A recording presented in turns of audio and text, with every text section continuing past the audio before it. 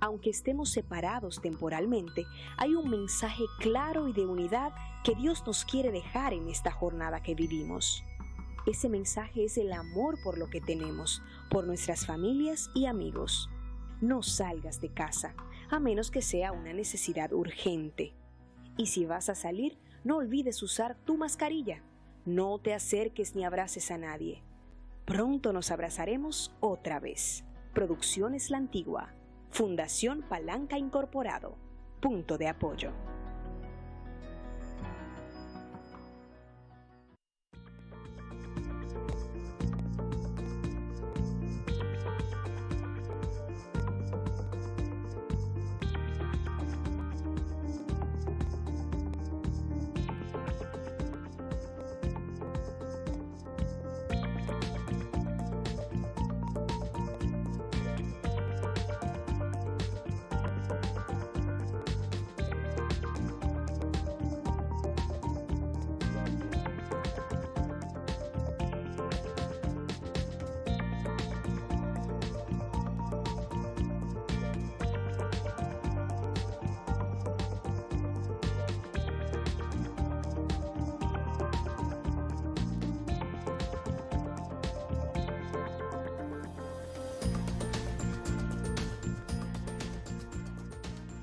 Televiaducto SRL dispone de centros de pagos en toda la provincia de Espaillat. Visítanos en la Farmacia Bernal, Antigua La Altagracia, calle Presidente Vázquez, número 33. Comunícate al 809-578-2959. En la comodidad de tu sector, Televiaducto SRL.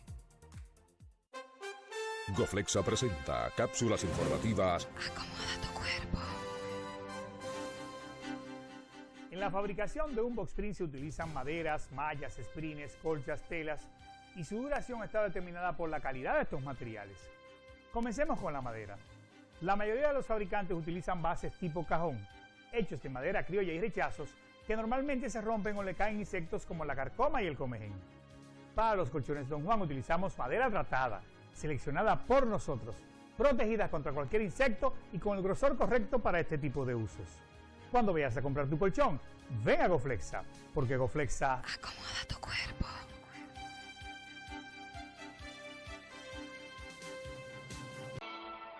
Aviso importante. El Plan Estratégico de Desarrollo de la Provincia Espaillat del PDP informa que retoma el recibimiento de los trabajos del concurso Así Soñamos a Espaillat. Poesía culta, décimas, pintura, canciones, cortometrajes. Así Soñamos a Espaillat. Último día de entrega, 1 de septiembre del 2020. Para más información, 809-578-0169. 809-360-4653. O entra a nuestra página www.pdp.org. Así Soñamos a Espaillat. Televiaducto SRL dispone de centros de pagos en toda la provincia de Espaillat. Visítanos en Farmacia Narali, Plaza Flores Díaz, en Estancia Nueva. Comunícate al 809-822-1818. En la comodidad de tu sector, Televiaducto SRL.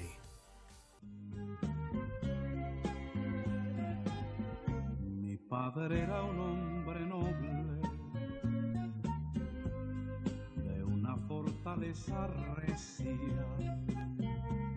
No lo vi nunca en la iglesia, pero su fe era un roble.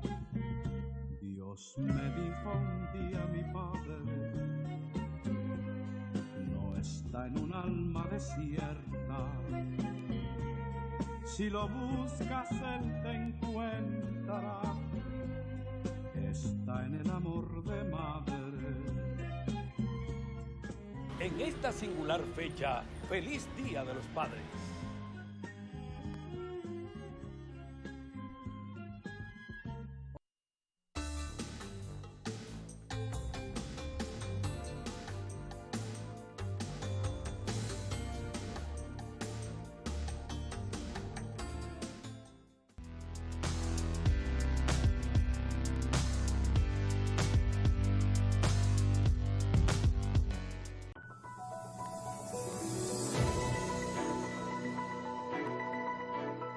Desde ahora hasta las 2 de la tarde, la Municipalidad de Moca comparte con sus municipios la experiencia de una semana. Vocero Municipal, órgano de difusión informativa, educativa y cultural del Ayuntamiento. Saludos, señores, qué bueno que podemos encontrarnos nueva vez en este espacio Vocero Municipal, órgano de difusión educativa, cultural, de interacción con la ciudadanía del territorio de Moca, muy especialmente del territorio bajo cuya jurisdicción está el ayuntamiento principal de este municipio. Yo soy Mariano García y les saludo en nombre mío, en nombre de toda la municipalidad, de todos los que laboran en el ayuntamiento, desde esa persona, esa mujer, ese hombre que usted ve barriendo diariamente las aceras, las calles nuestras, para que estén como están, limpias. Y naturalmente, pasando por toda la plana horizontal, el plano horizontal de la municipalidad, hasta los directores de departamentales, el secretario general Norberto García y Guarocuya Cabral, nuestro alcalde. Ellos y todos les saludamos y queremos compartir este espacio y ustedes vean a través de esto, los vean a ellos, sabiendo que tenemos de lunes a viernes las puertas abiertas, porque el ayuntamiento es la casa de todos. Por esa casa todos tenemos que velar. Qué bueno que podemos estar juntos. Y naturalmente recordándole que es una alta satisfacción cuando las expectativas de la población son expresadas por esta, de manera colectiva, de manera individual. Cuando usted denuncia, cuando usted llama, porque hay una dificultad en su calle, en su entorno, en su barrio, en su campo, que al final la atribución de resolver esa problemática le corresponde al ayuntamiento. Ahí está entonces la autoridad para servirle. Repito esto todos los sábados que estoy aquí, para que lo tengamos ahí. Porque lo menos que quiere el alcalde es quejas en el aire. Quiere quejas, denuncias a él mismo, a sus funcionarios, para que sean resueltas. Porque para eso es que está Guarocuya en el ayuntamiento, para eso están los regidores y todo el ámbito que cubre los servidores públicos del municipio. Se comenzó una obra grande, hasta en términos de dinero, porque casi es 1 millón de pesos que se lleva, el muro de gavión sobre el río, debajo del río El Caimito, aquí cerca, por el hospital, y también la remodelación y tratamiento de la calzada, de la acera. Una obra importante, iniciada en las primeras semanas de gestión del doctor Miguel Guarocuya Cabral, pero ya van unos 12 badenes de 18 que se planificaron en semanas también. Y destaco esto porque independientemente de la limpieza y otras cosas que se realizan a diario, estas se destacan, ¿verdad? Por el monto, por lo estratégico de la solución. Pero ayer, magnífico, ayer se quedó reabierto una obra que se comenzó a trabajar en la gestión pasada, pero que en esta gestión se termina y se reabre, que está medio lejos, medio escondido, pero que todos nos beneficiamos de ello. Se benefician los carniceros directamente, pero la población que consume carne en Moca también se beneficia. Es el matadero municipal reabierto en el día de ayer, en horas de la tarde, la tardecita, en un encuentro restringido, pero con una participación muy entusiasta, muy amena, y que ese matadero, con la tecnología que tiene, como se va a tratar allí la carne ya, pues nos garantiza a nosotros salud, porque goza ese matadero de los estándares prácticamente internacionales para este tipo de equipamiento municipal. Vamos a ver cómo se dio aquella actividad. Quiero darle las gracias al alcalde, a los regidores, a todos los que han puesto su granito de arena para que este lugar se esté reaperturando en el día de hoy. Así es que le doy las gracias y a todos los carniceros y dueños de carnicería que colaboren con la administración del matadero, que es una cosa importante para la salud del pueblo. Y esta nueva administración en 3 meses y pico la está inaugurando. Dando las gracias porque se está viendo el cambio que se ha dado aquí en la comunidad del Corozo. Hoy nosotros, con todos ustedes y nuestro alcalde, le damos apertura a esta gran obra, la cual va a brindar salud para nuestra población. Está en esta oportunidad garantizado con los equipos de vanguardia y con la calidad de un personal. Nos va a brindar un servicio de calidad, ser hasta superior que muchos otros municipios de la provincia y otros muchos municipios de la región del Cibao. Ahora aperturamos oficialmente estas instalaciones. En consecuencia, la entregamos al pueblo y que el pueblo, junto con los actores más importantes de este tipo de negocios, que son los carniceros, le decimos, le entregamos una institución en las mejores condiciones. 1000 veces gracias por la paciencia que exhibió el pueblo de Moca para la entrega y operatividad de esta instalación.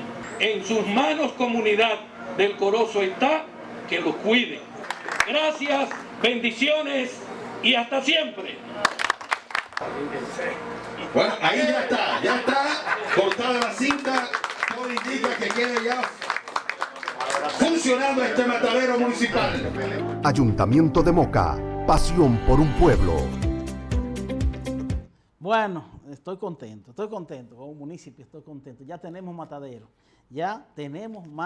Bueno, hoy anuncio, en breve, vamos a tener un panel con 2 historiadores, uno que ustedes conocen ya, que es parte de Moca y es parte de este espacio, Edwin Espinal, de Santiago, y vamos a tener desde New Jersey, Estados Unidos, un historiador nuestro, dominicano, extraordinario, José Nova. Es decir, que estén atentos. ¿Por qué vienen esos historiadores? Bueno, mañana es 26 de julio, 121 años del ajusticiamiento del tirano Ulises Heró Lilis en esta Moca heroica. También, bueno, a propósito de eso, en el día de mañana, las autoridades municipales, provinciales, la oficina senatorial también está incorporada y otras organizaciones de la localidad. Vamos a participar en la misa de 9 de la iglesia sagrada, Nuestra Señora del Rosario.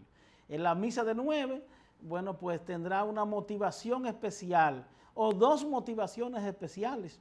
Mañana, la celebración de la muerte de Lilis aquí en Moca y el Día de los Padres, que ya he visto un mensaje bellísimo del doctor Miguel Guarocuya Cabral con ese motivo, donde salen rostros relevantes de este territorio, como Rafael Matías, nuestro amigo del Caimito, la Rosario, San Luis, sale Cholito Ferreira, una persona emblemática de la que no tampoco tenemos que dar explicación de por qué está en ese mensaje, su rostro.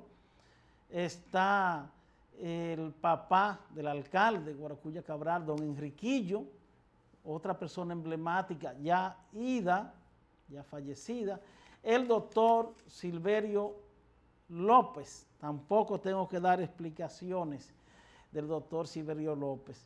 Entonces, ¿Por qué escogimos esos rostros? Bueno, para decirle a la gente más joven, miren, estos son hombres emblemáticos que tuvieron éxito. El verdadero éxito lo tuvieron esos 4 que hemos mencionado. Verdadero éxito, con familias ejemplares, profesionales o dedicación de trabajo como don Cholito y don Lulo la Antigua, papá de Félix la Antigua y Laureano, un ejemplo de campesino, de ruralidad, de agricultor, con una bella familia también. Don Lulo, don Matías, Rafael Matías. Entonces, todos ellos son ejemplos que en las escuelas incluso se deben llevar y hablar de su biografía. Son las verdaderas biografías las que debemos seguir. Y así tenemos en Moca mucha gente. Tomamos eso porque usted tiene que seleccionar y decir, vamos a hacer esto en este momento. Don Lulo la Antigua, Cholito, Ferreira, Silverio López, Rafael Matías y el papá de nuestro querido alcalde, don Enriquillo, que en Moca todo el mundo lo recuerda y lo recuerda con amor, con pasión, con pasión.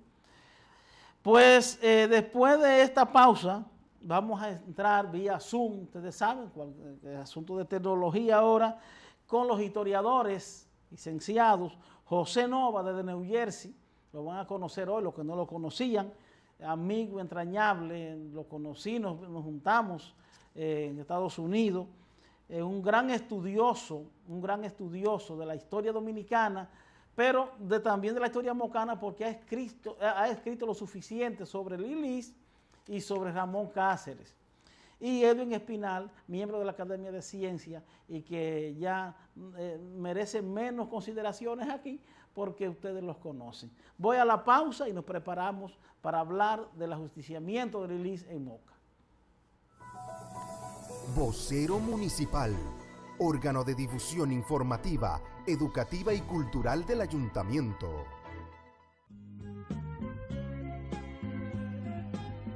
Mi padre era un hombre noble, de una fortaleza recia. No lo vi nunca en la iglesia, pero su fe era un roble. Dios me dijo un día, mi padre, no está en un alma desierta. Si lo buscas, él te encuentra. Está en el amor de madre. En esta singular fecha, feliz Día de los Padres.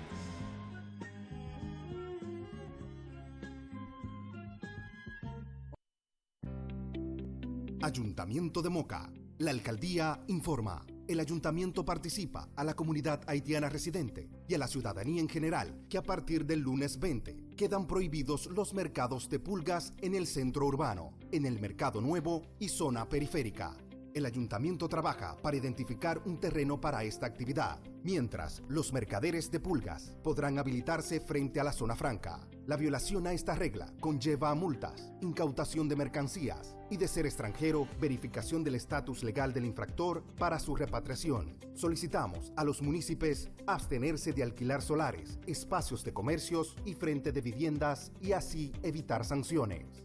Ayuntamiento de Moca, pasión por un pueblo. Raptora de todo lo historial de un pueblo, involuntario inconsciente que oriente a la identidad de un colectivo inmenso. Iglesia Nuestra Señora del Rosario, la primigenia. Comunicación íntima con lo divino. Visítala. Moca te espera.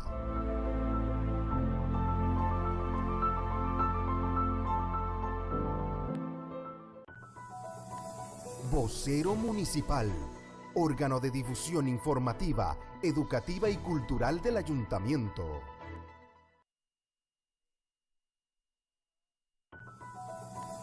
Vocero Municipal, órgano de difusión informativa, Mi padre era un hombre noble, de una fortaleza recia. No lo vi nunca en la iglesia, pero su fe era un roble. Dios me dijo un día, mi padre, no está en un alma desierta. Si lo buscas, él te encuentra. Está en el amor de madre. En esta singular fecha, feliz Día de los Padres.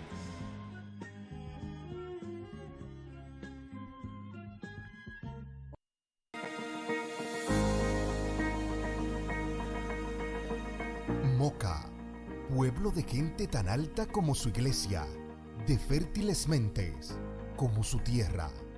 Moca, donde la virtud es proclama y el progreso insignia. Moca te espera.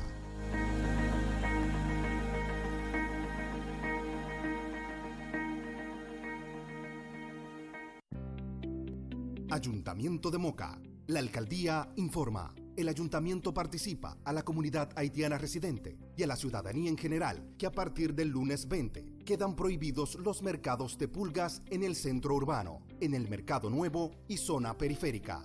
El ayuntamiento trabaja para identificar un terreno para esta actividad, mientras los mercaderes de pulgas podrán habilitarse frente a la zona franca. La violación a esta regla conlleva multas, incautación de mercancías y, de ser extranjero, verificación del estatus legal del infractor para su repatriación. Solicitamos a los municipios abstenerse de alquilar solares, espacios de comercios y frente de viviendas y así evitar sanciones. Ayuntamiento de Moca, pasión por un pueblo.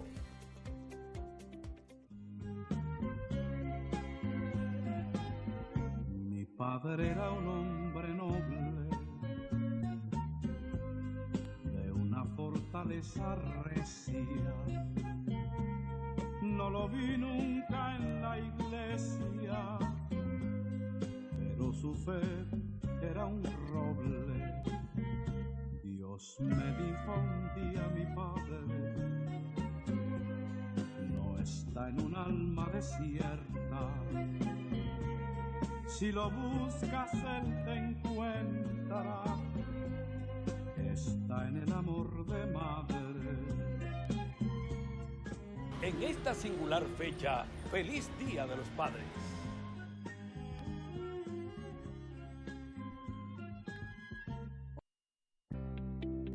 Ayuntamiento de Moca. La alcaldía informa. El ayuntamiento participa a la comunidad haitiana residente y a la ciudadanía en general que a partir del lunes 20 quedan prohibidos los mercados de pulgas en el centro urbano, en el Mercado Nuevo y zona periférica. El ayuntamiento trabaja para identificar un terreno para esta actividad, mientras los mercaderes de pulgas podrán habilitarse frente a la zona franca. La violación a esta regla conlleva multas, incautación de mercancías y, de ser extranjero, verificación del estatus legal del infractor para su repatriación. Solicitamos a los municipios abstenerse de alquilar solares, espacios de comercios y frente de viviendas y así evitar sanciones. Ayuntamiento de Moca, pasión por un pueblo. Raptora de todo lo historial de un pueblo, involuntario inconsciente que oriente a la identidad de un colectivo inmenso. Iglesia Nuestra Señora del Rosario, la primigenia.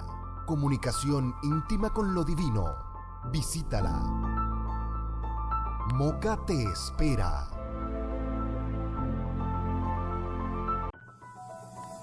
Vocero Municipal, órgano de difusión informativa, educativa y cultural del ayuntamiento. Bueno, ya hemos avisado de que mañana se cumplen 121 años del ajusticiamiento del dictador Ulises Heró. La calle 27 de junio lleva el nombre por eso. Y como toda efeméride, interesante.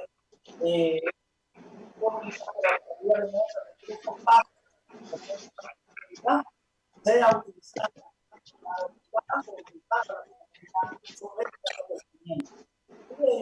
al efecto, hemos invitado dos historiadores, uno que está por entrar y que por ustedes, de Moca,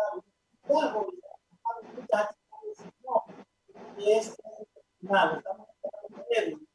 Y desde New Jersey, creo que sí. No, él me va a representar. Se incorpora a nosotros desde allá, que es José Nova, formidable historiador con grandes estudios acerca de la historia nuestra de la República Dominicana, pero curiosamente ha entrado a estudiar de manera concreta acontecimientos que tienen que ver con Moca, como los gobiernos de Ramón Cáceres, y además de Ulises, ha investigado sobre Heró.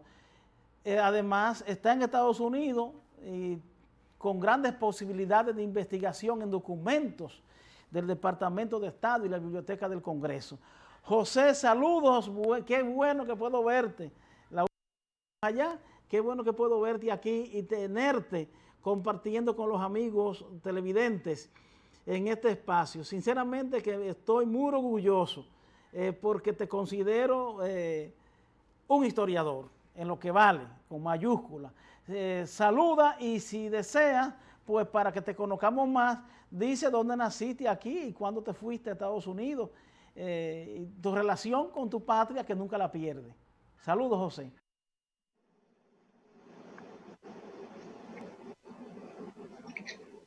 Buenas tardes. Disculpa un poco, Mariano, que se te oye un poco la voz entrecortada de este lado. Si el técnico pudiera ajustar un poquito eso para que nos comuniquemos mejor, sería de gran utilidad para nuestro encuentro, que de hecho, dicho sea de paso, me llena de mucha satisfacción poder intercambiar ideas con todos ustedes, con tu teleaudiencia, y reciban todos un saludo afectuoso de mi parte y de nuestra parte en este lado, que siempre estamos pendientes de lo que pasa y de lo que ocurre allá. Bajo esta circunstancia un poquito difícil, pero espero que nos podamos conectar sobre el tema que vamos a abordar en el día de hoy. Así que gracias por la invitación y ojalá que la comunicación se fluya mejor. Te decía que te presentara un poco diciendo dónde naciste en la República Dominicana, cuándo te fuiste a Estados Unidos y cuáles son los vínculos que mantienes con este país, como buen dominicano.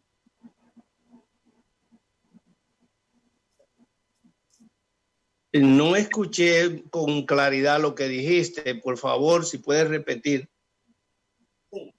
Bueno, te decía que te presentaras un poco diciéndonos dónde naciste en la República Dominicana, cuándo te fuiste a Estados Unidos y la forma en cómo mantienes los vínculos con tu nación.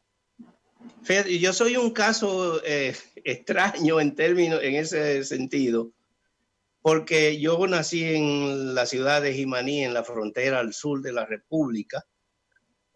Mi padre no era de Jimaní, era un militar en la época, y entonces esa circunstancia me hizo, junto a mi familia, recorrer casi toda la región sur, de pueblo en pueblo por los traslados, y entonces puedo decir que me crié en distintas ciudades de la región sur, pero fundamentalmente en la capital de la República, donde mayor tiempo estuvimos. Yo salí de la República Dominicana en el año 1978, a raíz de que me casé, tenía mis proyectos pensado y planificado para hacer vida en la República Dominicana, pero las circunstancias no me fueron adversas y tuve que irme del país. A pesar de que de los pesares yo quería vivir allá, pero resulta que las circunstancias no me lo permitieron y tuve que irme. Desde 1978 vivo fuera del país. José, ¿cómo te vinculas a la historia? que era un afanoso, era un amador de la investigación. Y unos libros que tienen que ver mucho con Moca, porque ha escrito, por ejemplo, sobre fabuloso libro que me sirvió mucho para el libro mío, El Imperio Mocano, sobre los gobiernos de Cáceres, y además también he investigado mucho sobre Fíjate, esa pregunta me la han hecho muchas veces y yo casi siempre doy la misma respuesta porque no tengo otra. Fue un caso fortuito, el vínculo mío con la historia fue un caso fortuito porque yo nunca, de hecho, hice planes ni estudié historia en mi época de estudiante, ni en las escuelas públicas, ni en los institutos privados, ni en la universidad cuando fui allá en la República Dominicana. Mi carrera estaba vinculada con la agricultura y la veterinaria. Eso fue lo que escogí, pensando que iba a vivir de eso en una nación que fundamentalmente era un país agrícola en ese tiempo. Entonces, al llegar a la edad madura, me caso y no tengo las oportunidades que debí tener para hacer vida dentro de lo que había estudiado. Y entonces me tuve que ir del país. Y cuando tú sales fuera del país, es una circunstancia que solamente el que migra lo sabe, es como iniciar en cero. Tú puedes ser abogado, médico, ingeniero, lo que sea, y la mayoría de los casos la profesión se te queda un poco atrás hasta que tú logras encajarte, si es que lo logras, y te encajas en ella si es que puedes. Hay mucha gente que viene con una profesión a este país o donde se quiera que emigra y resulta que nunca más vuelve a ella porque no tiene las oportunidades en el nuevo lugar. Yo no puedo quejarme del lugar donde he emigrado, he tenido miles de oportunidades, he realizado mi vida, he levantado mi familia, son profesionales mis hijos, y yo he podido hacer un nombre como escritor en base a las oportunidades que he tenido aquí y al trabajo tesonero que he realizado en esos 40 años que llevo fuera del país. Bueno, ahí te conocemos. José, entremos al tema. Ojalá se pueda incorporar en el final, en el transcurso. Escuchamos continuamente decir que las dictaduras vienen a llenar un vacío, que las dictaduras son necesarias. Se justifica la dictadura, se dice, bueno, lo que pasaba era esto, y en ese momento se necesitaba un dictador. Naturalmente, eso entre comillas. Eso es cierto. Y de ser cierto de que los pueblos en un momento se da una especie de vacío que requieren de una mano dura, como en este caso Luis, ¿qué pasaba en ese momento que tuvo que llegar un Ulises Gerón con sus características a gobernar? Eso depende de la línea de pensamiento de cada cual. En mi caso particular, yo dictaduras no las justifico ni antes, ni ahora, ni después. Las dictaduras son innecesarias a mi juicio porque nosotros sabemos que se puede vivir dignamente sin que el poder te avasalle para mantenerse o sostenerse. De manera que un dictador es innecesario. Nosotros podemos vivir gobernados por gente sensata, por gente que ocupe el espacio y haga el trabajo y el día que tenga que irse se vaya y lo reemplace otro que haga lo mismo. Las dictaduras realmente las han impuesto los sistemas dominantes para beneficiarse ellos y beneficiar a una serie de grupos que lógicamente por ese beneficio económico casi siempre destruyen y pisotean la dignidad de su propia gente, y ahí es donde vienen las dictaduras en nuestros países, en el sentido de que han sido otras naciones dominantes las que han impuesto esos dictadores y los apoyan y los sustentan, y entonces cuando no los necesitan los eliminan y ponen otros. De manera que las dictaduras, a mi juicio, son innecesarias. No es verdad que los pueblos necesiten dictadura para encaminarse. Nosotros podemos, si aplicamos las normas y las leyes como están hechas y las cumplimos, nosotros podemos vivir dignamente como pueblo sin necesidad de dictadores.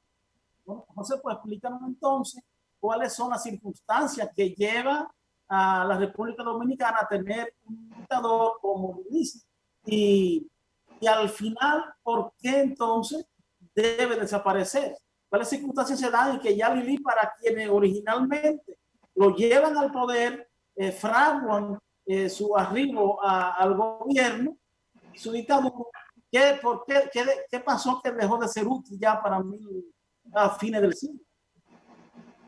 Fíjense, te voy a comenzar de la fundación de la República. Nosotros hemos tenido dictadores desde que se fundó la República hasta casi a nuestra época. Resulta que al momento de fundarse la República, en 1844, ya existía lo que se llama el Destino Manifiesto y ya existía lo que se llama la doctrina de Monroe. ¿Qué significa eso? Que había un país poderoso en donde se originaron esas ideologías que tenía sus planes con respecto a los países nuestros, a ese territorio extenso que se llama Latinoamérica. Me refiero a Estados Unidos, que es el país donde nace la famosa teoría del destino manifiesto, y es el país donde nace y se aprueba la doctrina de Monroe. Todo eso ocurre antes de que se formara la República Dominicana. Y te estoy hablando del caso de la República Dominicana, pero eso aplica también para todas las otras repúblicas de Iberoamérica. Entonces, esos dictadores tienen su sustento y su fundamento en la doctrina de Monroe y en el Destino Manifiesto. ¿Quién auspiciaba eso? Estados Unidos. ¿Quién se benefició de eso? Estados Unidos. Es penoso, pero tenemos que decirlo porque esa es la verdad histórica y eso es lo que nosotros hacemos, escribir y investigar la historia. Sí. Ajá. Entonces, José, ¿cuáles son las condiciones que se dan nacional e internacionalmente para que tenga que llegar Lilies al poder? Ya conocemos los precedentes suyos al lado de Luperón, pero en el momento ya para 1882, 84, 86, ¿cuáles son los fenómenos que se dan que lo catapultan a él como presidente de la República o como un presidente dictador? Fíjate, hubo un proceso después de finalizada la Guerra de la Restauración que significó para la República Dominicana una inestabilidad política y económica. Estamos hablando de los gobiernos de Cabral, de Buenaventura Báez, de Ignacio María González y todos esos gobiernos efímeros que ocurrieron en ese periodo tenían las mismas razones para subir y caerse. Entonces, esas razones que subían y que caían los gobiernos hicieron que se llegara a pensar que era necesario un dictador. Fíjate que antes de Lilies llegar al poder, primero estuvo de presidente Fernando Arturo de Meriño, que hizo un gobierno decente y democrático, a pesar de que hubo sus incidentes dentro de ese gobierno. Y sin embargo, también el primer gobierno de Lilies fue un gobierno con matices democráticos, que cumplió con lo que se iba a cumplir su periodo y se hizo lo que la ley establecía. Pero resulta que el Destino Manifiesto, la doctrina de Monroe, tenía su agenda hecha hacía mucho tiempo y ellos fueron los que impulsaron la idea de que Lilies subiera al poder y que cambiara las reglas del juego. Ellos fueron los que lo sustentaron, ellos fueron los que económicamente lo apoyaron, ellos fueron los que le hicieron todos esos préstamos para todas esas construcciones en las que Lilies se imbuyó durante su gobierno.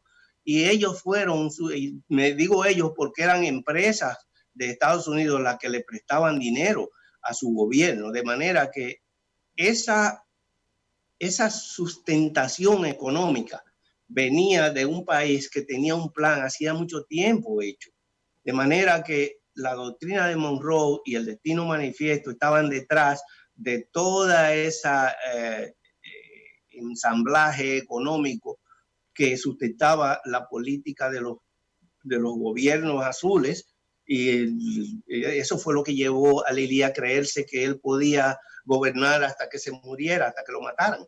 Y así fue.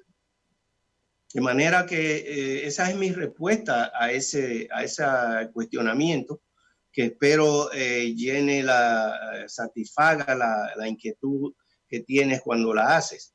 Pero en realidad la época de los dictadores no fue solo a la República Dominicana. Para ese tiempo hubo dictadores en México, hubo dictadores en Venezuela, hubo dictadores en Cuba. Estaban los dictadores regados por todas partes. En la Argentina hubo dictadores. De manera que no era un asunto particularmente dirigido hacia la República Dominicana. Era un asunto universal en Latinoamérica, auspiciado por un solo país, que era el que auspiciaba la doctrina de Monroe y el Destino Manifiesto. No sé si está listo para seguir conversando, porque veo que la imagen suya se ha ido de la programación. Se incorpora también al conversatorio. Ok.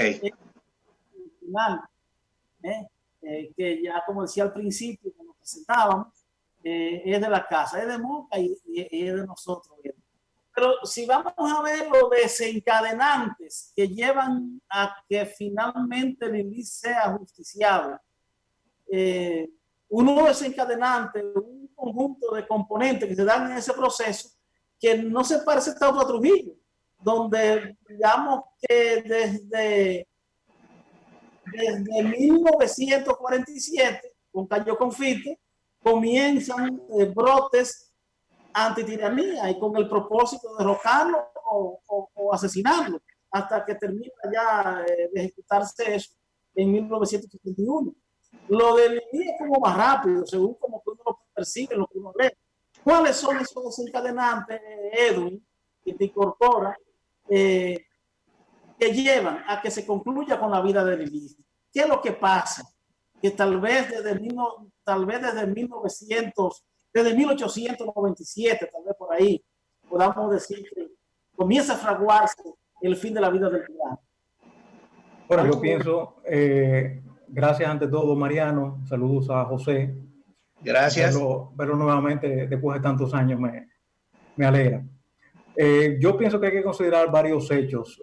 Recordemos que hay un conflicto previo al inicio de la dictadura de Lilly, justamente en 1886, que es la Revolución de Moya. Y en esa revolución Horacio Vázquez participa de manera tal que la resistencia antililicista se plantea incluso desde antes del inicio del gobierno, y claro, se va fermentando durante el desarrollo de su gobierno. Por supuesto, la crisis económica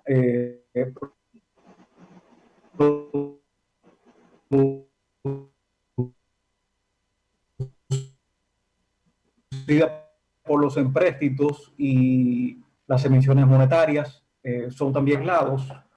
Recordemos el caso del Banco de Santo Domingo y el conflicto con Francia a mediados de los 90. Y yo pienso que también otro hecho que pudiéramos significar de corte económico y que acaso no ha sido debidamente confrontado con el momento material del hecho del ajusticiamiento es la construcción del ferrocarril central dominicano y del propio ferrocarril Sánchez La Vega, que restaron participación a los recueros como parte de la estructura económica de la época. Recordemos que los recueros eran los que transportaban las mercancías hacia Puerto Plata y hacia el mismo Sánchez hasta antes de la instalación de los ferrocarriles. Con la instalación de los ferrocarriles y la mayor rapidez y la mayor capacidad para el transporte de mercancías, indudablemente que los recueros fueron desplazados. Y ese desplazamiento hay que conectarlo con el hecho de que Cáceres y Vázquez formaban parte de esa estructura económica que tenía en Moca uno de sus asientos, de manera tal que no puede verse como un ajusticiamiento de tintes patrióticos, el del 26 de julio, sino que también tiene un trasfondo económico, como este último que acabo de señalar. Lo que tú hablas lo describe muy bien en algunos de sus libros. José Nova, por lo que yo te invito, José, que si tú quieres abordar un poco ese tema, tú lo manejas ahí, esa parte subjetiva, económica, de los que participaron en la muerte del inicio. Bueno, yo comparto plenamente ese planteamiento en el sentido de que la apertura del ferrocarril central y de la línea que unía el Cibao con la sección de la bahía de Samaná para transportar todo lo que era la gran producción agrícola y ganadera de esa época hacia el mercado internacional. Pienso que eso fue el punto neurálgico que llevó a la participación de Horacio y de Mon Cáceres. Yo hago ese análisis en mi libro La fábula del progreso, el orden y la paz, que es un trabajo sobre Mon Cáceres que yo publiqué en el 2011, a raíz del centenario de su muerte. Fíjate, yo comparto plenamente ese criterio porque los recueros se fueron a la quiebra a raíz de la apertura. Y fíjate que la apertura del ferrocarril central se produjo en el 1897 y 2 años más tarde es cuando ocurre el asesinato. O sea que cuando en ese periodo es que se viene a percibir la crisis económica de los recueros, y eso fue lo que llevó, a mi juicio, a los participantes a organizar la conspiración que terminó con la vida de Lili. No hay de otra, es un asunto económico. Si el gobierno abre una infraestructura que destruye otra, los que están destruidos se van a sentir aludidos, y esa fue la reacción de ellos, fue una venganza, a mi juicio, una venganza porque le destruyeron una industria que ellos llevaban años manejándola y viviendo de esa, y tenían una postura social holgada en la sociedad del país para la época, basada en ese negocio de recua. De manera que la caída del negocio de recua por la apertura del ferrocarril central, a mi juicio, fue el origen de la conspiración. Perdón, Mariano, para acotar eso que refiere José, voy a referir el caso del comerciante Manuel Jesús Tavares Portes, uno de los mayores comerciantes de Santiago en la segunda mitad del 19, que negociaba justamente con muchos campesinos. Era dueño de la tienda del Gallo, la tienda de la Paloma, el Grano de Oro, que importaba productos del extranjero y, por supuesto, suplía a los campesinos.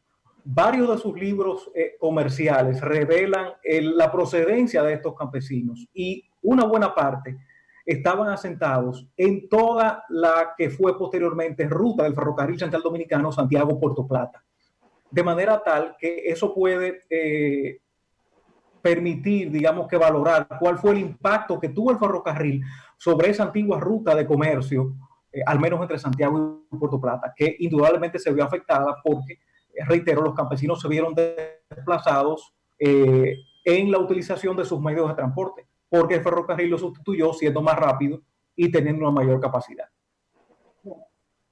La figura en un momento era Horacio Bajo, que era un caudillo por mucho tiempo, tal vez el único que se conocía a nivel nacional, hasta donde se podía conocer una gente en ese momento. Sin embargo, el gran ganador del ajusticiamiento, la figura, es Ramón Cáceres. Bastó con que la historia reseñe de que Mon Cáceres fue el que mató a Lili para que sea él el gran héroe, o qué otras cosas se pudieron dar para que la figura central de esto sea Ramón Cáceres. Bueno, indudablemente que Vázquez es una figura articuladora, pero tenemos también a José Brache, que es tío político de Mon y de Horacio, pero al mismo tiempo tenemos un gestor intelectual que es Juan Isidro Jiménez.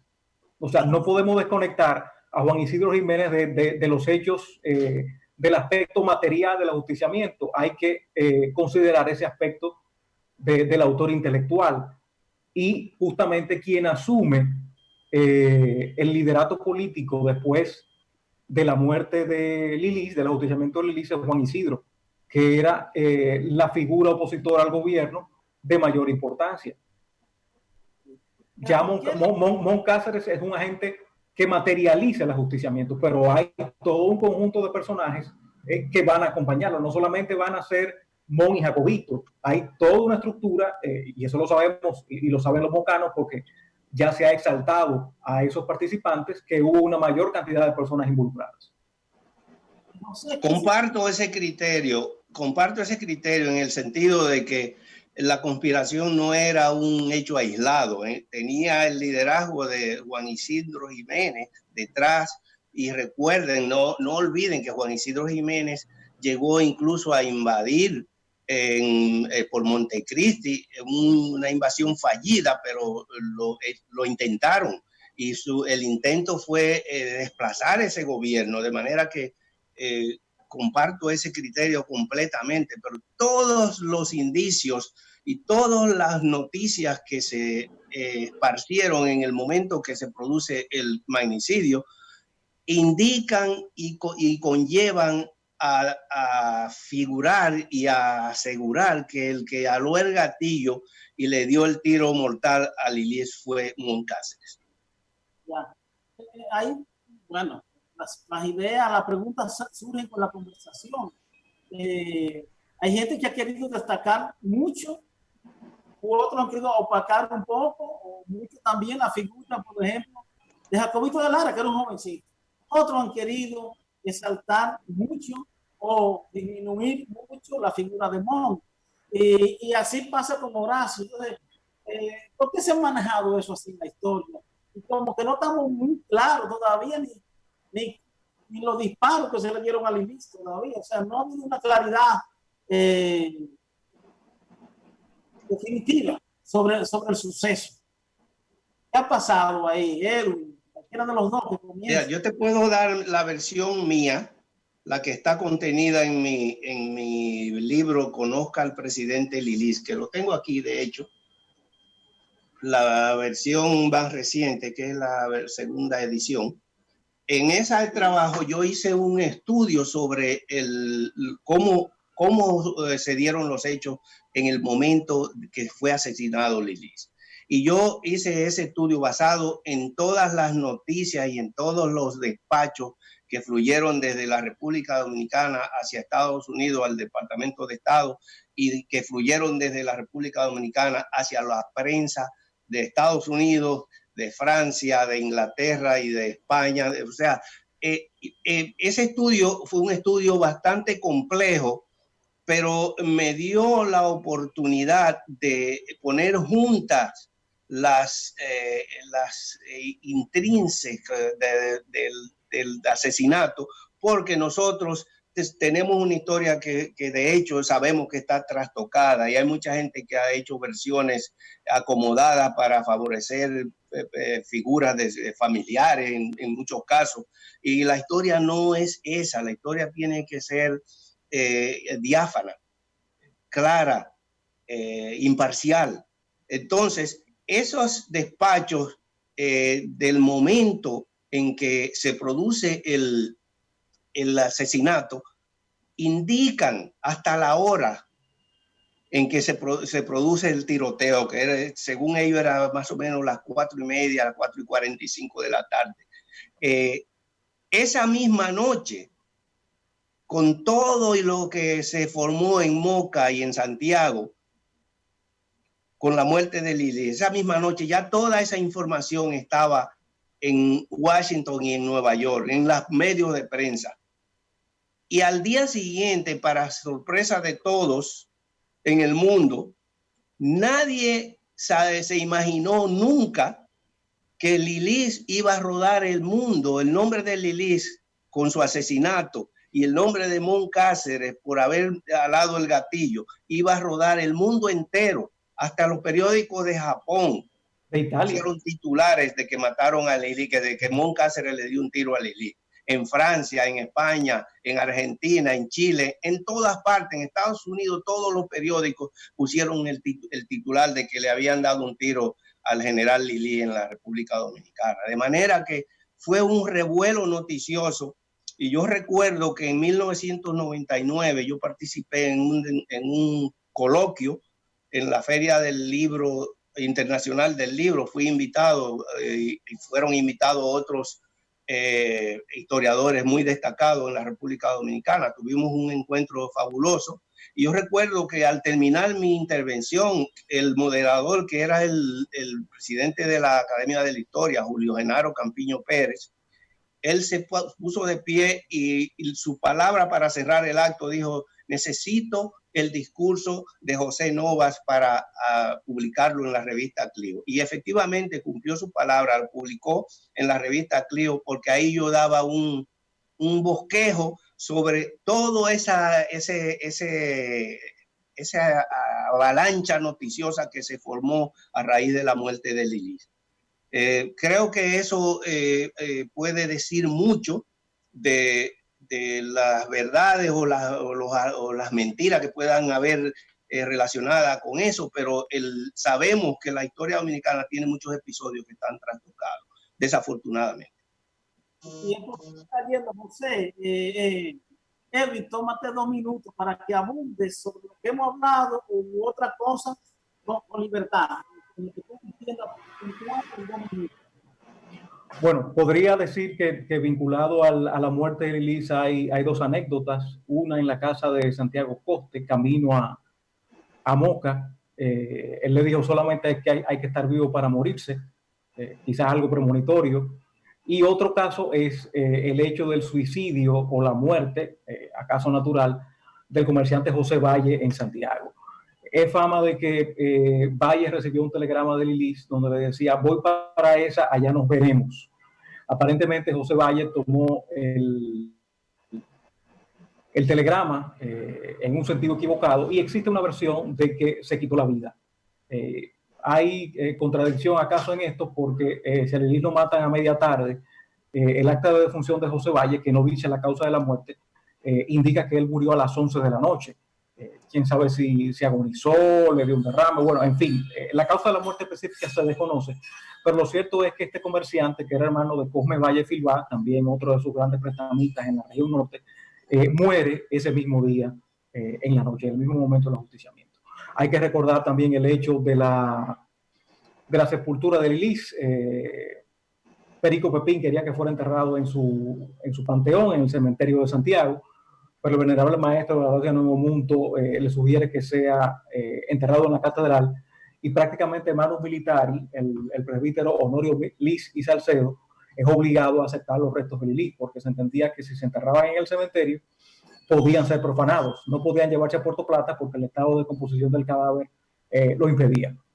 Y 2 médicos cubanos, además del doctor Buenaventura Báez La Bastida, participan de la preparación del cadáver antes de su enterramiento. Y Lili todavía está enterrado en la Catedral de Santiago, en la nave sur.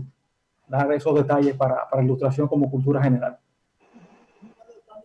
Y brevemente, José cuenta una anécdota de un médico llamado Ramón Carlos en Estados Unidos que fue apresado. ¿Verdad, José? ¿Puedes repetir la pregunta, por favor, que no la escuché bien?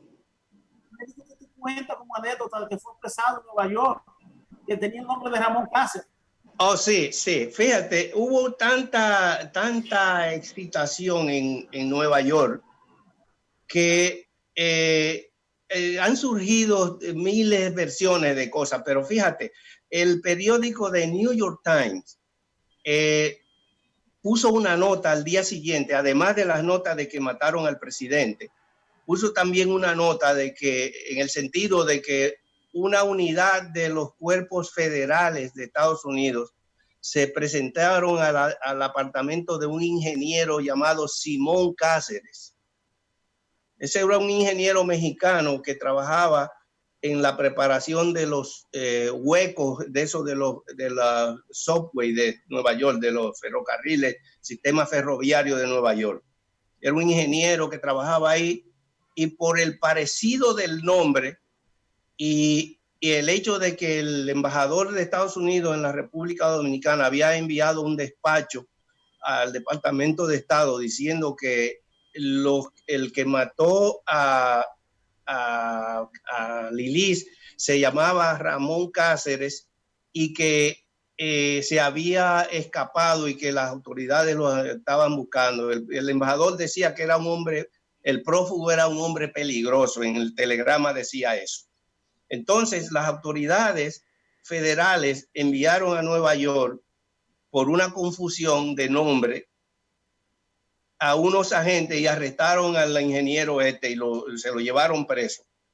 Al día siguiente, la agencia federal tuvo que pedirle una disculpa a ese ingeniero porque lo primero descubrieron que el ingeniero jamás había estado en la República Dominicana y que fue una confusión de nombre lo que generó la acción de las autoridades. De manera que eso se dio y eso está en la versión del New York Times del día siguiente a la muerte de Lilis, para que ustedes vean. Que son las 2 de la tarde, me robé 5 minutos. Gracias, nos volvemos a ver, igual con ustedes, amigos de Moca. Agradezco la invitación, muchas gracias y un abrazo a todos. Gracias, hasta luego. Sí, hasta luego. Vocero municipal.